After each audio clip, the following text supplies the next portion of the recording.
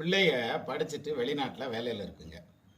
எனக்கு முடியலப்பா, நீ போதும், நீ அங்கே சம்பாரிச்சது, நீ ஊருக்கு வந்துருன்னு சொன்னால் அதுக்கு 1008 காரணம் சொல்லிட்டு வரமாட்டாங்க. ஏதாவது ஒரு ரீசன், நான் இப்போ வர முடியாது, பின்னால் வரேன்.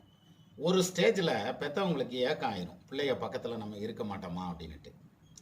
இப்போது இந்த பிள்ளைய பக்கத்தில் இருப்பாங்க அல்லது இருக்க மாட்டாங்கங்கிறத எப்படி ஐடென்டிஃபை பண்ணலாம் ஜாதகத்தில் அப்படின்னா, இந்த பெற்றோருடைய ஜாதகத்தில் ஏதாவது ஒன்று எடுத்துக்கங்க. இப்போ என்ன தசை நடக்குதுன்னு பாருங்க.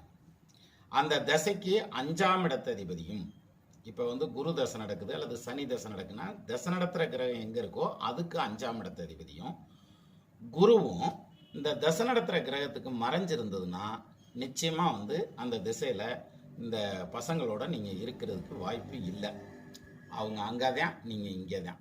ஆனால் அந்த ஜாதகத்தில் பார்த்தீங்கன்னா குரு உச்சமாக இருக்கும், 5ஆம் இடத்ததிபதி ஆட்சியாக இருக்கும், என் பிள்ளை எல்லாத்தையும் பார்த்துக்கிருவேன் அப்படின்னு பெரிய நம்பிக்கையோடு இருந்திருப்பாங்க.